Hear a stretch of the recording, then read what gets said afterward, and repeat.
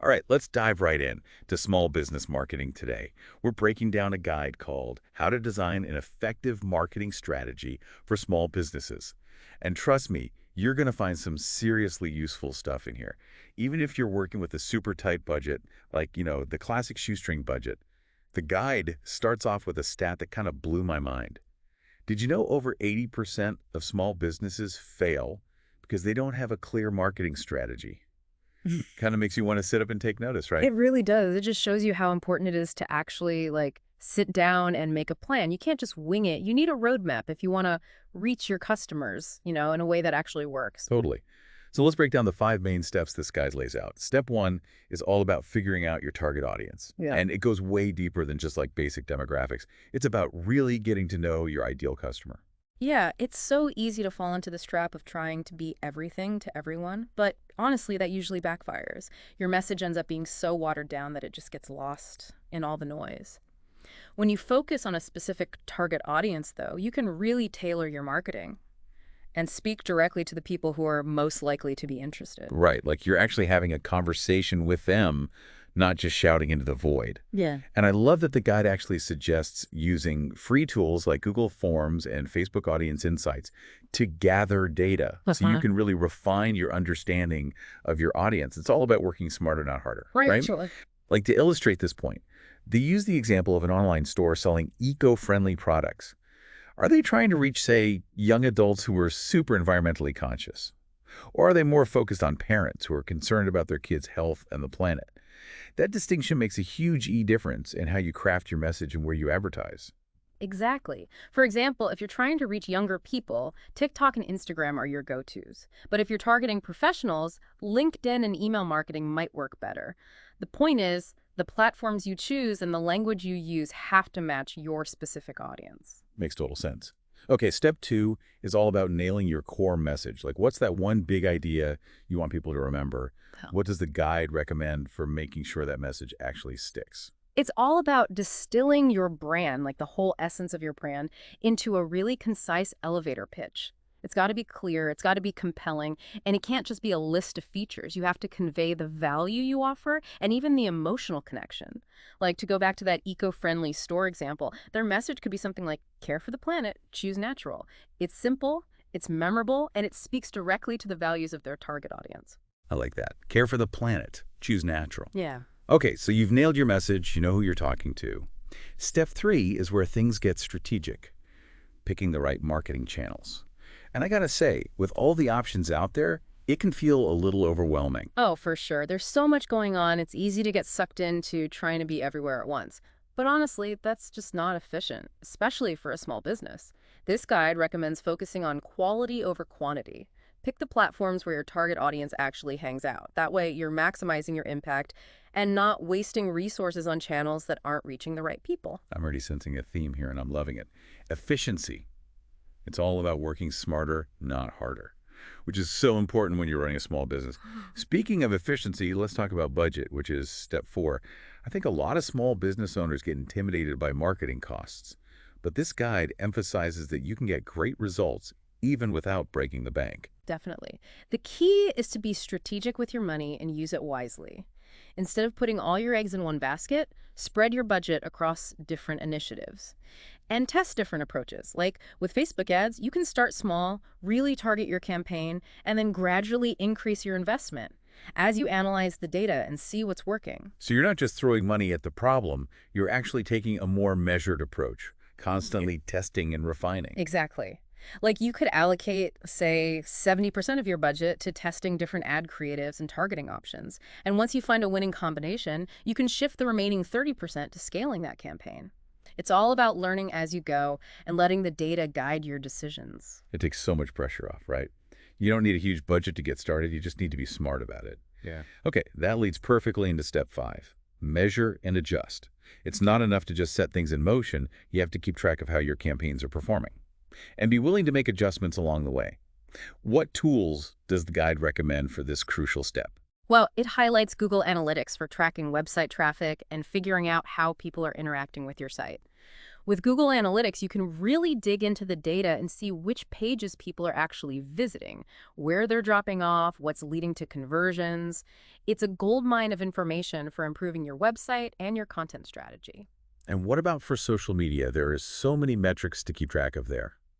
Most social media platforms have their own built-in analytics dashboards, which are super helpful. You can see how much engagement you're getting, your reach, your impressions, all that good stuff. You can even figure out what times of day your audience is most active and get demographic info about your followers. So you can actually see what's resonating, what's falling flat, and who you're reaching. No more guessing games. Exactly. And here's the thing. Even if those initial tests don't go as well as you'd hoped, don't get discouraged. That data is still valuable. It tells you what's not working so you can try something else. It's all about embracing the learning process, right? This guide really stresses the importance of using data to make informed decisions instead of just going with your gut. Yeah, it's a crucial mindset shift for a lot of small business owners. Data empowers you to make strategic decisions and get the most out of your marketing efforts. Okay, that was a fantastic breakdown of those first 5 steps. I'm already feeling more confident about tackling my own marketing strategy. It's a great foundation to build on, but we're just getting started. There's a lot more to unpack in this guide. Are you ready to dive deeper? Absolutely. I can't wait to see what else this guide has in store. Okay, we're back, ready to dig even deeper into this marketing guide. We covered a lot in the first part, like those 5 key steps for building a strategy. But you know what I'm curious about? Why does all this even matter? Like, why should small business owners really prioritize marketing, especially when they're already juggling a million things? It's a good question. It's easy to get so caught up in the day-to-day stuff of running a business that you let marketing slip. But honestly, these days, attention is everything. It's like the most valuable currency. We're all constantly bombarded with messages, right? So if you want to cut through all that noise and actually reach your target audience, you got to be strategic about it. It's true. Like trying to have a conversation at a party where everyone's talking at once. You really got to make your voice heard. And this guide really drives home the point that just having a great product or service isn't enough anymore. Nope. You got to be able to tell people about it. You got to explain why it's valuable, why they should care. And that's where marketing comes in. Right. It's like, how are people supposed to know how awesome you are if you don't tell them? And I remember the guide mentioned that not having a clear marketing strategy is actually one of the main reasons small businesses fail. Yeah, it's a pretty sobering stat. But it highlights how important this stuff really is. Totally. So let's say you're a small business owner and you're feeling a little overwhelmed by all of this. Where do you even begin? Start with your target audience. Figure out who you're trying to reach. What do they need? What are their pain points? What are they hoping to achieve? Once you really understand who you're talking to, you can tailor your message accordingly and choose the right channels to connect with them. Right. It's all about being specific. And remember, you don't have to guess. We talked about those free tools like Google Forms and Facebook Audience Insights. They can give you a ton of valuable data about your audience. Definitely. Yeah. And once you have that solid understanding of your audience, you can start crafting a message that will resonate with them. And that message needs to be consistent across your website, your social media, your email marketing, everything. Think of it like a thread that ties your brand identity together. So consistency is key. It builds recognition. It builds trust. Absolutely. If your messaging is all over the place, it's just going to confuse people. They won't know what you stand for or what to expect from you. Right, like a mixed message. Okay, the guide also talked about choosing the right marketing channels, which is, again, super important for small businesses because resources are often limited. Right. You got to be strategic. So it's about working smarter, not harder, right? Exactly. You don't Right. need to be on every single platform. Just focus on the ones where your target audience actually spends their time. Are they on Instagram? Are they in Facebook groups? Do they read email newsletters? Figure that out and tailor your strategy accordingly. And it's okay to experiment, right? What works for one business might not work for another. Totally. Marketing is all about trying things out, seeing what happens, and adjusting your approach as you go. It's a process. Yeah, it's not a one-time thing. You got to keep learning and evolving. And the guide also emphasized the importance of continuous learning for small business owners, which I gotta say could feel kind of daunting sometimes. There's so much new stuff popping up all the time. Oh, for sure. The marketing landscape is constantly changing. But there are tons of resources out there to help you stay up to date. Blogs, podcasts, online courses, you name it.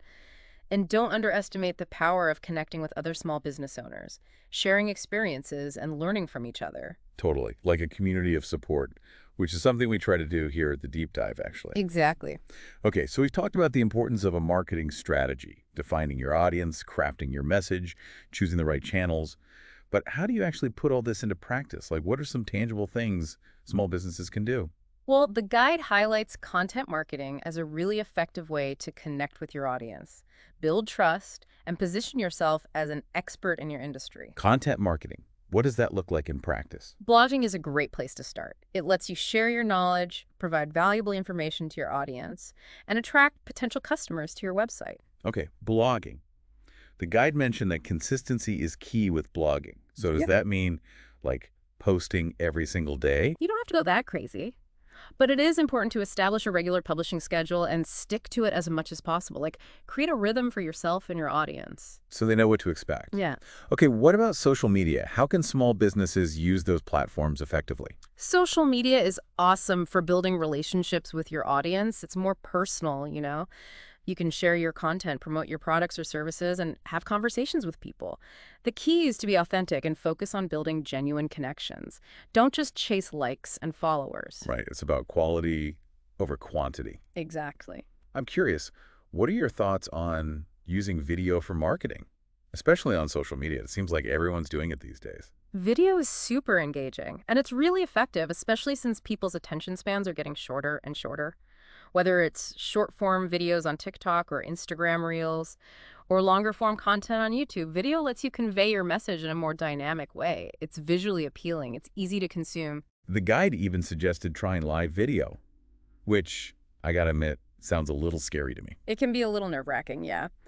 But live video is a great way to connect with your audience in real time. It shows that you're authentic, that you're a real person. It builds trust. Like a virtual open house for your business. Exactly. You know, I'm really impressed with this guide. It's so practical and actionable. It feels like it was written specifically for small business owners. It definitely speaks to the unique challenges and opportunities they face. It breaks down complex concepts into simple steps, and it's full of examples and resources to help you along the way. I feel inspired to revisit my own marketing strategy after this. Mhm. It's a good reminder that marketing doesn't have to be this big, scary, expensive thing. Not at all. With a little planning, creativity, and a willingness to experiment, Yeah. any small business can create a successful marketing strategy that gets results. And the rewards are definitely worth the effort. More brand awareness, more leads, more customers, more sales, Exactly. more success for your business. That's what it's all about. And speaking of success, there's one more crucial aspect we need to address. Are you ready to tackle the final piece of the puzzle? Okay, we're back for the final part of our deep dive into small business marketing. We've covered a ton of ground, from defining your target audience and crafting your message, to picking the right channels and setting a budget you can actually work with. But you mentioned there's one last piece of the puzzle. I'm all ears. Well, we've talked a lot about the strategic side of marketing, like the data-driven stuff. But there's another element that's just as important, and it often gets overlooked. The human element. Oh, I like that. It's true. With all the algorithms and automation these days, it's easy to forget that marketing is really about connecting with people. Exactly. At the end of the day, people buy from people they trust, people they feel a connection with. This guide emphasizes the importance of building genuine relationships with your customers. Yeah, it's not just about transactions. It's about creating community around your brand. Yeah. How can small businesses actually do that? Like cultivate that sense of connection and belonging? Storytelling is huge. Everyone loves a good story, right? Absolutely. Stories have this amazing ability to connect with people on an emotional level. Yeah, they help us relate to each other, build empathy, establish trust. But how does it translate to marketing? When you share your brand story, you're letting people in. You're giving them a glimpse behind the scenes. You're showing them the heart and soul of your business, the why behind what you do. So it's about being authentic, showing your human side. Exactly. And that authenticity resonates with people. It makes them feel more connected to your brand. Because they see you as a real person, not just a faceless company. Right. The guide also mentioned the importance of amazing customer service. How does that tie into the human element? It's a huge part of it. When you go above and beyond for your customers, when you make them feel valued and appreciated, it creates this ripple effect. Yeah, like good vibes all around. Exactly. People are much more likely to recommend you to their friends and family if they've had a great experience with your business. Word-of-mouth marketing is still so powerful. It's the best kind of marketing, honestly, because it's authentic, it's organic. This conversation has really got me thinking. It's so easy to get caught up in the technical stuff, but we can't forget that we're ultimately dealing with people. Right. Real people with their own needs and wants and emotions. And when we tap into that human connection, our marketing becomes so much more meaningful. Definitely. Well, this has been an incredible deep dive. We've explored so much, from the strategic nuts and bolts of a marketing plan to the power of human connection. This guide is seriously packed with valuable information. It really is. And it shows that effective marketing principles are universal. They Yeah. apply across languages, across industries. It's about understanding people. Exactly. So to wrap things up, what's the one key takeaway you want our listeners to walk away with today? I'd say this. Building a successful marketing strategy for your small business. It's a journey, not a destination. Keep experimenting, keep learning, and most importantly, keep engaging with your audience in a genuine and authentic way. And don't be afraid to let your personality shine through. That's what will make you stand out from the crowd. Absolutely. So, to our listeners, we leave you with this question. What unique twist can you bring to your marketing strategy? What will make it truly your own? Think about that as you embark on your marketing journey. Until next time, keep diving deep.